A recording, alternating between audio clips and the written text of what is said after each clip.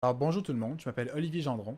Aujourd'hui, je vais vous présenter mon travail de session du CF100, qui est une analyse post-mortem de l'incident de sécurité qui a eu lieu chez Sony Pictures, réalisé par moi-même ainsi que mon collègue Rachid Neyna. Alors tout d'abord, je vais vous faire une présentation de l'entreprise.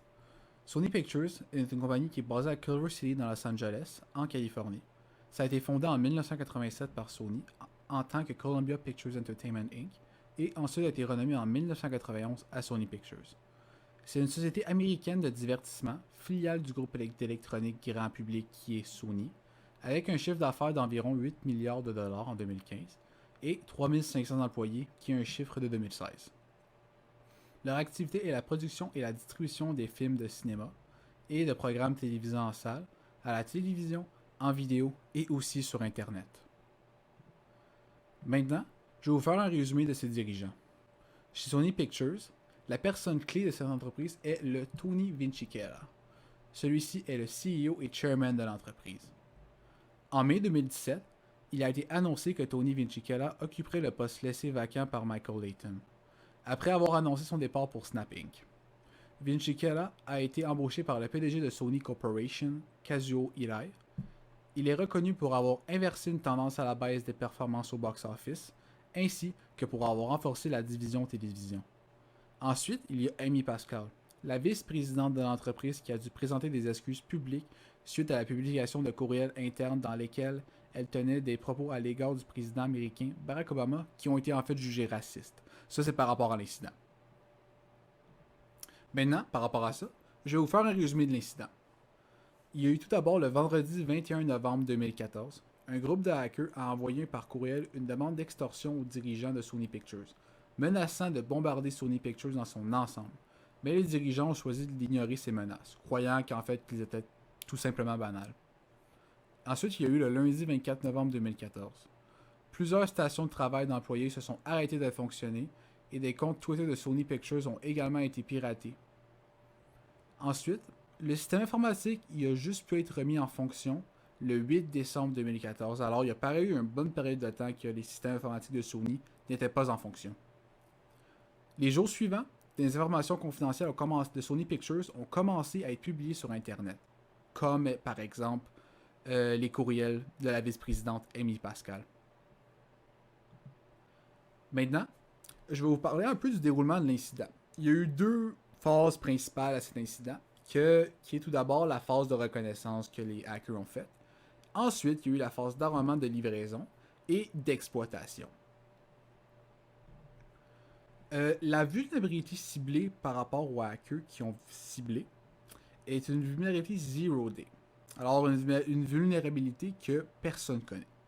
D'après le site Record, les pirates d'informatique derrière l'attaque ont utilisé une vulnérabilité Zero Day pour pénétrer le réseau informatique de Sony Pictures, qui a commencé 3 mois à l'avance en septembre 2014.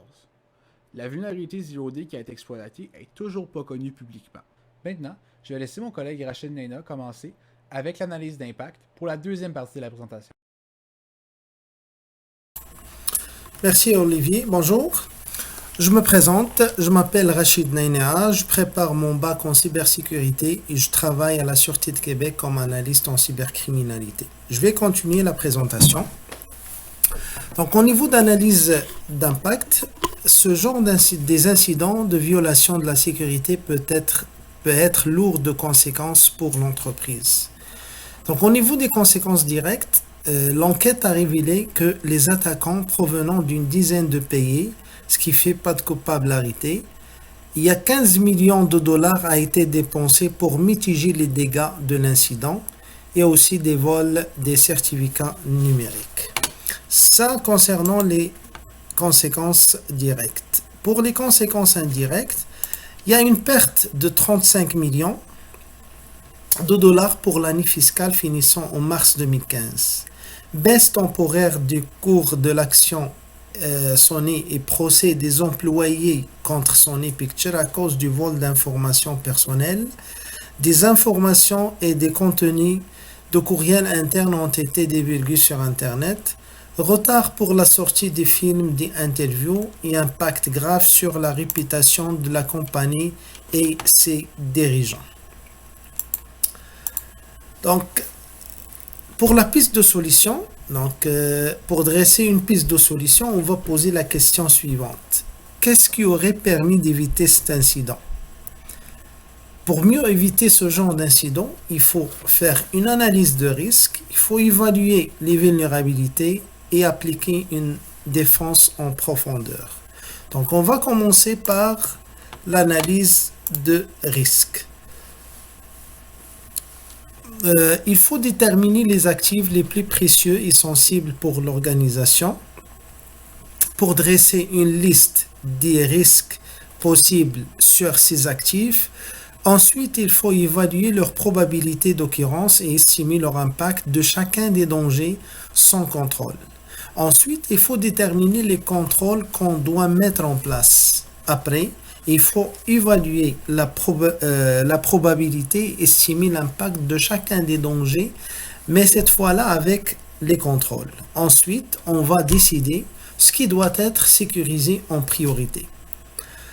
De plus, l'analyse de risque devrait être faite régulièrement pour toujours être en garde des nouveaux risques qui peuvent subvenir au sein de l'entreprise.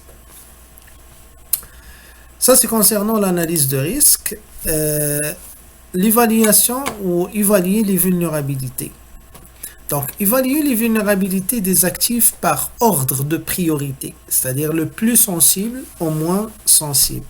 Il faut s'informer sur des vulnérabilités existantes et des incidents passés. Imaginez les incidents et les vulnérabilités possibles. Imaginez des scénarios d'attaque possibles sur les actifs de l'entreprise. Ne rien exclure, tout est possible. Et se dire que cela va dépendre de la sophistication des attaques. Pour la défense en profondeur, c'est un concept proposé par la NSA. C'est une approche de la cybersécurité dans laquelle une série de mécanismes défensifs superposés afin de protéger les données et les informations de l'entreprise. Aussi, vérifier périodiquement la mise en place des contrôles critiques. Il ne suffit pas de les mettre en place la première fois et puis on les oublie. Donc parfois on les met la première fois juste pour satisfaire un audit ou quelque chose comme ça et après on les oublie. Donc, pour les contrôles qu'on peut mettre en place. Donc chaque actif de notre architecture, donc il faut mettre des contrôles pour ces actifs-ci.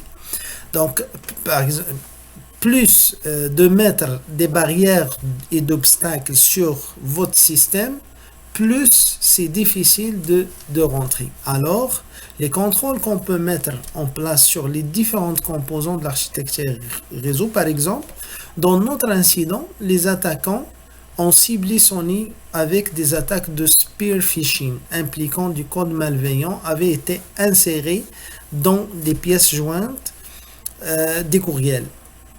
Donc, dans ce cas, au niveau de l'actif email, on doit utiliser plusieurs antivirus sur les passerelles SMTP et les serveurs internes de messagerie, désactiver le chargement automatique des images, filtrer le contenu suspect, utiliser la réputation des domaines pour accepter ou refuser des connexions SMTP, etc. Et chaque actif de notre architecture, il y a une liste des contrôles qu'on peut mettre en place. Donc, il y a aussi la formation interne en matière de cybersécurité. Donc, une formation à l'interne consiste à renseigner et former les employés sur les différents risques informatiques qu'ils puissent faire face comme phishing, spoofing, vishing, ingénierie sociale, etc. Et aussi quoi faire si l'un de ces risques se présente à l'employé. Établissement d'un programme de prévention de fraude. Donc, ce programme consiste à sensibiliser les employés à la fraude et à promouvoir le signalement de celle-ci. Pour ce faire, par exemple, l'établissement de procédures comme qui contacter en cas d'incident, quelles informations sont nécessaires de transmettre et quelle action l'employé devrait prendre si elle croit avoir été victime d'un incident. Donc, avec l'établissement de cette méthode, la compagnie pourrait éviter certains incidents de sécurité de fraude à l'interne et prendre action avant que le mal soit fait. Donc, merci pour votre attention et à la prochaine.